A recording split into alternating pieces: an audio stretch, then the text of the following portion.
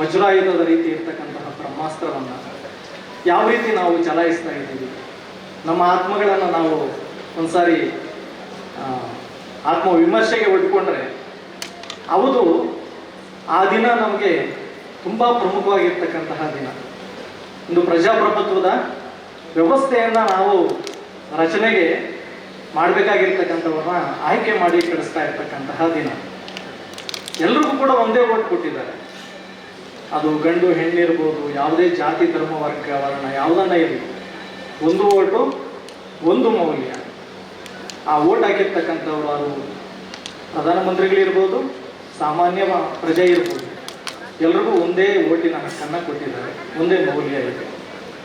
ಆ ದಿನ ಎಲ್ಲೋ ಇರ್ತಕ್ಕಂತಹ ಶಾಸಕರಾಗಿರ್ಬೋದು, ಉನ್ನತ ಸ್ಥಾನದಲ್ಲಿರ್ತಕ್ಕಂತಹ ಮಂತ್ರಿಗಳಾಗಿರ್ಬೋದು, ಪ್ರಧಾನಮಂತ್ರಿಗಳಾಗಿರ್ಬೋದು, ಯಾರಾದರೂ ಕೂಡ ನಮ್ಮ ಮನೆ ಹತ್ರ ಬರ್ತಾರೆ, ನಮ್ಮ ಗುಡಿಸಲ ಹತ್ರ ಬರ್ತಾರೆ, ನಮಗೆ ಕೈ ಜೋಡಿಸಿ ಮತವನ್ನು ಕೊಡಿ ಅಂತ ಹೇಳ್ಬಿಟ್ಟು ಯಾಚಿಸ್ತಾರೆ. ಆ ಅಧಿಕಾರವನ್ನು ಕೊಟ್ಟಿದ್ದು ಯಾವುದು? ಭಾರತದ ಸಂವಿಧಾನ, ಅಂಬೇಡ್ಕರ್ ಅವರು ಕೊಟ್ಟಿರ್ತಕ್ಕಂಥದ್ದು. ನೋಡಿ, ಆ ಓಟ್ ಬರಬೇಕು ಅಂತಂದ್ರೆ ಈಸಿಯಾಗಿ ಬಂದಿರ್ತಕ್ಕಂಥದ್ದಲ್ಲ. ಹಿಂದೆ ಕೇವಲ ಓಟ್ ಹಾಕ್ತಕ್ಕಂತಹ ಹಕ್ಕು ಅಥವಾ ಅಧಿಕಾರ ಇದ್ದಿದ್ದು ಕೆಲವ್ರಿಗೆ ಮಾತ್ರ, ಯಾರು ಡಿಗ್ರಿ ಹೋಲ್ಡರ್ಸು, ಇಲ್ಲ ಲ್ಯಾಂಡ್ ಲಾರ್ಡ್ಸು, ಟ್ಯಾಕ್ಸ್ ಪೇಯರ್ಸು, ಅವ್ರಿಗೆ ಮಾತ್ರ ಇದ್ದಿರ್ತಕ್ಕಂಥದ್ದು. ಆದರೆ ಇವತ್ತು ಎಲ್ಲ ಸಮುದಾಯದಲ್ಲಿರ್ತಕ್ಕಂತಹ ವಯಸ್ಕ ಮತದಾನ ಪದ್ಧತಿಯನ್ನು ಜಾರಿಗೆ ತಂದು ವಯಸ್ಕರಿಗೆಲ್ಲರಿಗೂ ಕೂಡ ಹಕ್ಕನ್ನು ಕಲ್ಪಿಸ್ಕೊಟ್ಟಿದ್ದಾರೆ. ಆ ದಿನ ಎಷ್ಟು ಜನ ಪ್ರಾಮಾಣಿಕವಾಗಿ ನಮ್ಮ ಪ್ರತಿನಿಧಿಯನ್ನ ಆಯ್ಕೆ ಮಾಡಿಕೊಂಡು, ಯಾಕಂದ್ರೆ ನಮಗೆ ಶಾಸನಗಳನ್ನ ರಚನೆ ಮಾಡ್ತಕ್ಕಂತಹ ಹಕ್ಕನ್ನು ಕಲ್ಪಿಸ್ಕೊಟ್ಟಿರ್ತಕ್ಕಂಥ ಸದಸ್ಯರನ್ನ ನೇಮಕ ಮಾಡಿ ಕಳಿಸ್ತಾ ಇದ್ದೀವಿ.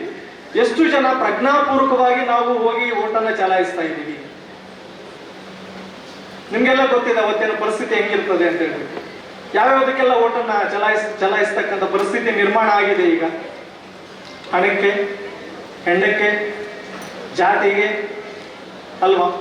ಸೊ ಈ ರೀತಿಯಾಗಿರುತ್ತೆ. ಅವತ್ತು ಪ್ರಜ್ಞಾಪೂರ್ವಕವಾಗಿ ಓಟ್ ಹಾಕ್ಬೇಕಾಗಿರ್ತಕ್ಕಂತಹ ಒಬ್ಬ ಸಾಮಾನ್ಯ ನಾಗರಿಕ ಪ್ರಜ್ಞೆಯಿಂದ ಇಟ್ಕೊಂಡು ಓಟ್ ಹಾಕ್ತಾ ಇದ್ದಾನ? ಎಷ್ಟು ಜನ ಹಾಕ್ತಾ ಇದ್ದಾರೆ? ಚೆನ್ನಾಗಿ ಮತ್ತು ಕುಡಿದು ಬಿಟ್ಟು ಮತ್ತೆಲ್ಲ ಬಿದ್ದೋಗ್ಬಿಟ್ಟಿರ್ತಾನೆ, ಅವನಿಗೂ ಓಟಿನ ಹಕ್ಕನ್ನು ಕಲ್ಪಿಸ್ಕೊಟ್ಟಿದ್ದಾರೆ. ಅವನನ್ನು ಇಬ್ಬರು ಯಾರೋ ಭುಜದ ಮೇಲೆ ಹಾಕೊಂಡು ಕರ್ಕೊಂಡು ಹೋಗಿ ಅವನಿಗೂ ಒಂದು ಓಟನ್ನು ಹಾಕಿಸಿ ಬರ್ತಾರೆ. ಸಂವಿಧಾನ ಕೊಟ್ಟಿರ್ತಕ್ಕಂಥದ್ದು ಏನು, ಅದನ್ನ ಯಾವ ರೀತಿ ನಾವು ಪಾಲನೆಯನ್ನ ಮಾಡ್ತಾ ಇದ್ದೀವಿ? ಓಟ್ ಅಂತಂದ್ರೆ ಹಿಂದೆ ಯಾರೋ ಹೇಳಿದ್ರಲ್ಲ, ಕೆಲವ್ರಿಗೆ ಮಾತ್ರ ಇತ್ತು.